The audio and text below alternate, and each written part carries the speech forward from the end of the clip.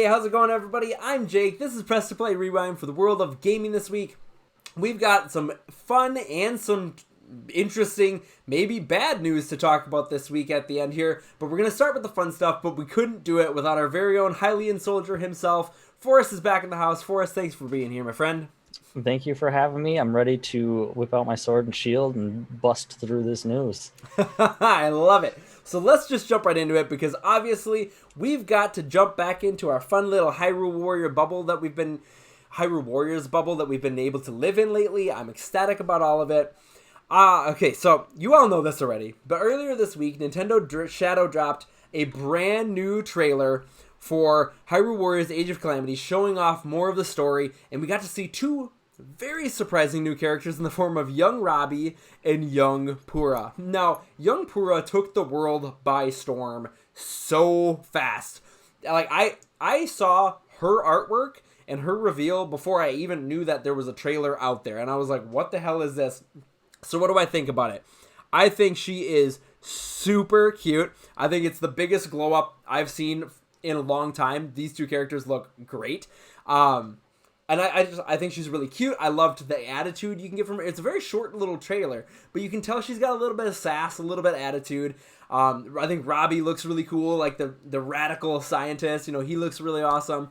And I liked watching her interact with Impa, where you can already just no sound even. You can just tell that they've got some very different personalities and looks on the world.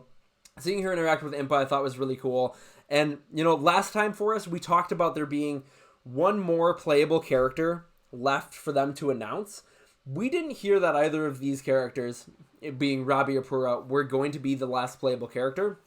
But at this point, I could very well see them revealing Purah as that last character. You know, they both had interesting roles in Breath of the Wild.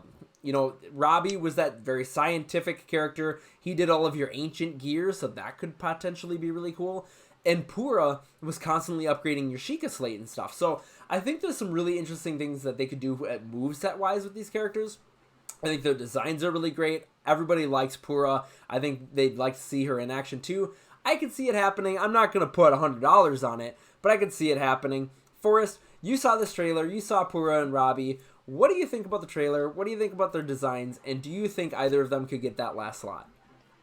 Yeah, trailer was super cool. Introducing characters that you know from Breath of the Wild back into the game, and I love that they're doing the time traveling, or not the time traveling thing, but it's set in the past. So these characters that you were interacting with in Breath of the Wild you're still interacting with them, but they're younger.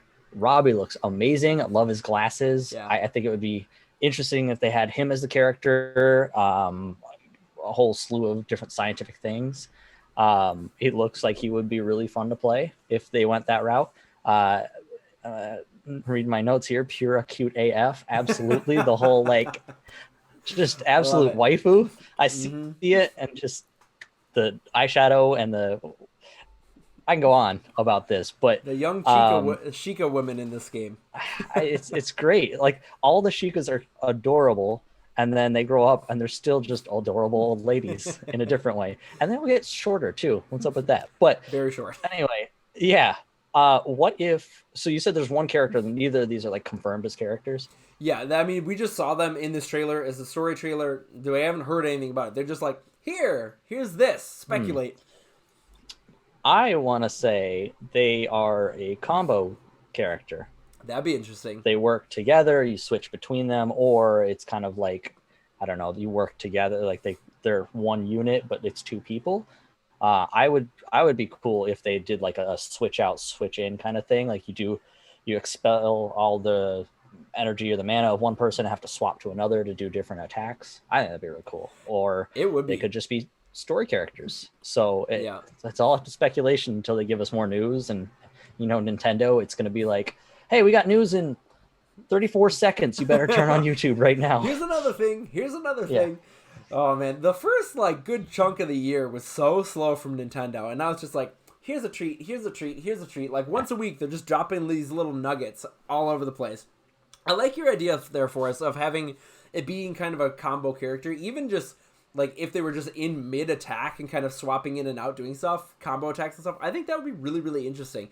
Because I can't think of, at least through Hyrule Warriors and Fire Emblem Warriors, any other character that did that. So that would be really interesting. I do think there is a really strong chance they are just story characters. But here's the thing, and this is something we haven't talked about, and I just thought about it. Hyrule Warriors had a hell of a lot of DLC. Fire Emblem Warriors had a hell of a lot of DLC. And Nintendo does really good DLC, and they always make money on it. If they aren't characters in the base game, I bet you I would take the over at a 90% chance that we're getting DLC for this game, and I bet you they would be playable because, you know, in Hyrule Warriors, all of the villain characters that were just in the background story characters, they became playable as DLC along with some other stuff. I could really see that happening. Forrest, do you think that's probably more likely than them being playable in the game? Yeah, I think they'll start off as story characters actually, and then be introduced as DLC as a playable character. That seems to be kind of the way it goes. They kind of, you know, if they don't already have the plan out there for that, they listen to fan feedback a lot. Yeah. Clearly a la Steve over 5 years with Smash. Yeah. But yeah, it could be like, oh, the fans are saying we love these characters from the story so much, it would be awesome to play as them. And they go, all right, well, we were already kind of working on this, so here you go. Here's a new character, DLC. Yeah, I think I could very well see that happening. Anyways, what do you guys think about this? Were you surprised to see Nintendo drop another random trailer? How do you feel about young Robbie's design? How do you feel about young Purah's design? I think we all love young Purah. Robbie looks awesome. But let us know all of that in the comments below. Oh, and do you think they're going to be the playable character? And would you purchase them as DLC? Let us know all of that in the comments below. Now we're going to switch gears a little bit and talk about the long-rumored Switch Pro. So we talked recently, for us, about a standalone Joy-Con patent, and I, wildly flying off the rails like I do, predicted that this was going to be for a Switch Pro. It's going to be a standalone Joy-Con that is just, it's a nicer quality one. And I thought that we could get a Switch Pro as early as next year. Well, this week, obviously you see here, we got a little bit more smoke where that fire seems to be coming from. So let's take a look at this article here. This comes from comicbookgaming.com, and they said, the long-rumored Nintendo Switch Pro has been leaked by a retailer, suggesting the rumors that next year, Nintendo will look to add an upgraded version of the Switch to the already existing Switch and Switch Lite family of the consoles are true. The leak comes way of Media Market, which is a relatively major retailer in Europe, which recently updated its website with multiple references to a Nintendo Switch Pro. In fact, the console will populate when searching for the Switch, Switch software, and Switch accessories, or at least it did. By the time you're reading this, it's possible it's all gone.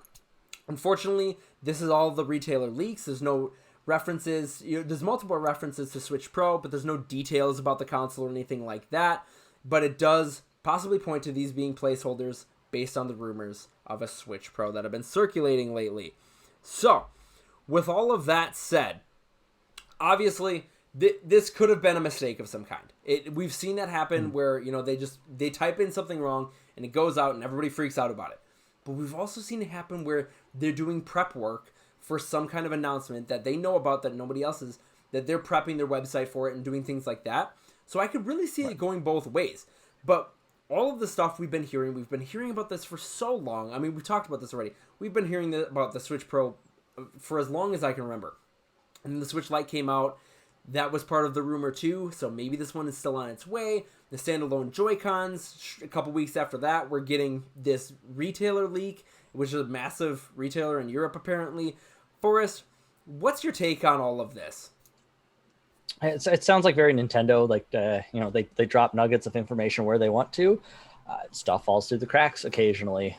So I think with these kinds of things, I would be more inclined or less inclined to believe that it's happening if they gave, not just leaked this little thing, but they also had some specs. It would almost be like, well, it sounds too good to be true kind of thing. Yeah. But this happens more often than not, is that, retailers accidentally press a button too early. Something happens where they show something. And I think we're getting little bits of information. We get that Joy-Con patent, and now there's been rumors of a Switch Pro for years, even since the Switch had come out, and they went, oh, well, there's probably going to be an upgraded version halfway through the cycle. So I feel like it's getting to be about that time that I feel like a developer for the actual console themselves should be working on. I'm sure they have been working on something to upgrade and make it better, because they already had that kind of the battery power release, and people were kind of disappointed, hoping it was going to be a newer console. So I could see this having a little bit of truth to it. But it just seems like they're not ready to drop enough information on it yet. Yeah, I agree. I think if they're doing this, they're keeping it really under wraps. I do think this is going to happen. I think you think it's going to happen. Here's my question for you. Let's play a little game, and we're going to take a little prediction here. Cool. Okay, Q1 through Q4 2021. Do you think if this happens, this could come in 2021? In what quarter do you think it's going to come in? I'm going to throw my little dart at Q2 2021. We're going to see a Switch Pro launched. At least announced, maybe even announced earlier in the year, but I bet you Q2 we're going to see a Switch Pro launch. That's how I feel right now with the information I have. I reserve the right to change that as I get more information. But what I'm hearing now, the very little information I have, that's what I'm going for. If you had to say it was going to come out next year for us, what quarter, what season do you think it would come out in? I would definitely say it would be a Q3 announcement with a Q4 launch. I think by the time the Smash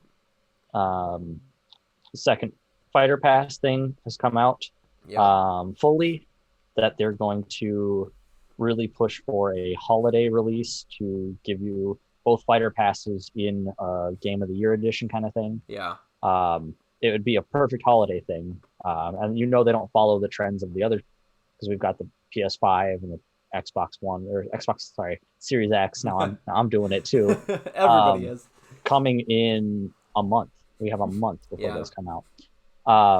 They tend to do the off years, usually a year after, or a couple years after. In this case, I think it's going to be a year after that they're going to release information, I think Q3, and try to get a holiday boost after Smash has gone down. There may even be some new games that come with it, because when we got the new 3DS XL, there were games that only worked on that. Yeah. So I could see them doing that with kind of a holiday release next year.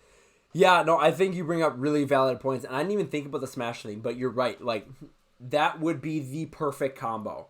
Having a Smash Ultimate Edition with a brand new Switch Pro. Maybe we can up-res the graphics a little bit, make it run smoother. I don't even know how it runs pretty damn smooth already. But, it does, except for when you got like 8 people on the screen. It's a little choppy. But I think that could be really, really interesting. So I don't know. I'm still kind of feeling like they could really do this mid-year just to get it out there and get that boost, because sometimes they do weird things like that.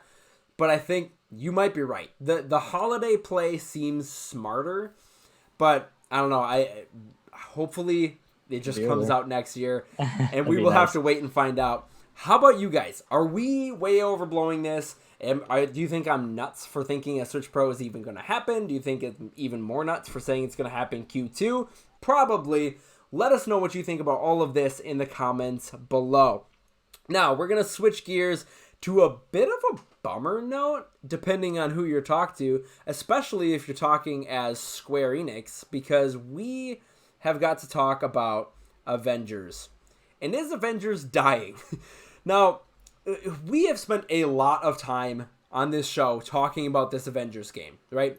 We've both, Forrest and I, and Ian has been on the show talking about this. We've all had kind of varying levels of excitement talking about the trailers and the story and the different characters and whatnot. And we even talked about what consoles would we want to get these for. And I held off purchasing the game when it released because I wanted to play it on one of the next gen consoles. Whether I got an Xbox or a PlayStation, I wasn't sure at that point. But I wanted to hold off to play it. Like, I wanted that to be one of the first games I played. But now, I'm wondering if I blew it and it's too late, as the game really seems to be struggling. Let's take a look at this article from Forbes.com. Avengers is currently in limbo, with Crystal Dynamics seemingly pushing back a number of its roadmap objectives while simultaneously trying to fix what currently ails the game. Loot, loot, and more loot. Since players don't know when fixes are coming, interest in the game appears to be tapering off at an increased pace, and that's starting to come with a few noticeable issues for the players that remain. On PC, some players are reporting sitting around for 30 minutes or so, waiting for matches if they ever find them. On PS4, the largest platform, I've found that usually, even with imminently important missions like daily resetting villain sectors, I don't know what that means, it's rare to get a full team of 4, and usually 1 or 2 players end up being paired with AI. So that's all the further I think I need to read here. But I did miss a part. PC, they took PC Avengers players. The total number dropped below 1,000 players this week. That is very, very low.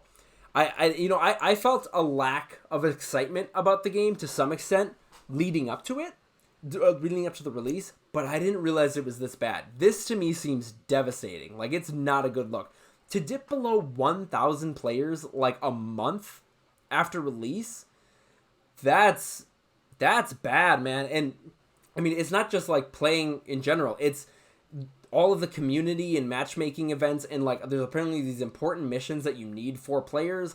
I guess they've got it set up where every player can only be like only one of each character can be in a party at once. So that's causing more of an issue as well. Yeah. And I don't know if they can fix that. But, I mean, I saw even on PlayStation and Xbox, the game is struggling. PC, the worst, but it's struggling all across the board. And I don't know if I'm debating if I should have gotten it early on and played it, because now I feel like I might be getting a worse experience for it, or if I should just wait till all this DLC comes out. Will the DLC save it with Kate Bishop and Ant-Man and Black Panther and all these other characters on the way? Spider-Man if you're on PlayStation. Can any of that save the game? Forrest, am I overreacting to this? How bad do you think this is? It's hard to say. I don't think you're completely overreacting to it. This sounds like the 1,000 active players on PC is very concerning. The game's been out for a month, and it could be because it's a story-driven game and people finish it and they don't feel the need to touch on it again until there's DLC, and it could be that the game was too short or the DLC is too far out. That could be part of it. But I've watched somebody play through some of it, and it's kind of cheesy. There's a lot of parts that I watched, and you're just like, what are they doing with this thing? Yikes. But I think the DLC will help drag people into this. Kind of get them back in. I wasn't with you. I was waiting for hopefully to get a PS5 and buy it at that point so I can get Spider-Man stuff. So yeah, I don't think that getting it early is going to affect your gameplay, because I think the story is still the story. I think you're going to enjoy that no matter what. From what I've been watching, it's a pretty, like, the combat looks super fun in it. The story can be good. Some parts are cheesy, but yeah, it sounds like they have a raid-based system where you have to match up with players, and that's the make or break for games. Is if you don't have an active community that's out there playing raids, if you can only be limited to characters, like if I want to play the Hulk and somebody's already the Hulk, it's going to be like, well, I don't want to play with this group. I'll just research. Yeah. I don't know if there's a way to change who you want to play based on that. Like at the moment, like, okay, well, he's Hulk, I guess I'll play somebody else. Yeah, that's usually make or break for games like that. You get the story, and then you have the raid stuff. Like Destiny 2 have done a really good job at keeping the community active, making their game free to play for a while, or I think it still is, but the DLC they've been releasing, and it's been really good, and you can still find people playing that. I have a coworker who's still all in on that game years later. Has been trying to drag me back into it. So yeah, I think if they can do it right with the DLC and make the raids fun and give people a reason to come back rather than just a loot grind, I think they can re-spark interest in the game. Yeah, I hope so, because I mean, I'm still kind of excited about it. You know, I think it looked really cool. I was just holding out for it, and now it's kind of weird. But Kate Bishop is coming. I won't be getting Spider-Man, at least not anytime soon. So that's a bummer. But and, you know, that could have been something that turned people off too, just early on. I think so. Yeah. Like that could have been a killer moment for him. But that's interesting. You know, we saw the Black Panthers coming now, so we got Ant-Man. That could be interesting. I will have to play it for myself eventually. But how about you guys? I mean, have you purchased the game? Did you enjoy the story part of it? How have you been experiencing these issues with matchmaking, or is this article kind of crazy? But I don't know. If you've been having these issues, let us know all of that in the comments below. And one more question. If you haven't purchased the game already, will you purchase it now knowing that these issues are there? Let us know all of that in the comments below. And that is a wrap on this week's episode of Press to Play Rewind for the world of gaming this week. For us, we went from super exciting for Hyrule Warriors to crazy mystery speculation to holy shit, is Avengers dying? But I was happy to have you along on the ride. Thanks for being here, my friend. Thank you for having me. This is the best place on the internet to get a roller coaster of emotions, from great stuff to are we conspiracy theorists to let's talk about some stuff you don't want to talk about. So thanks for having me. Fun. Love chatting about it. Yeah, man, it's always a pleasure. If you guys enjoyed this video, well, thank you for watching it in the first place. But if you enjoyed it, please give us a big thumbs up by hitting that like button. And if you haven't already, hit that subscribe button to be the first to know when we upload a new video. You can also find me on Facebook, Twitter, and Instagram at Press to Play OK. Thanks so much for watching, everybody, and we'll talk to you all later. Bye.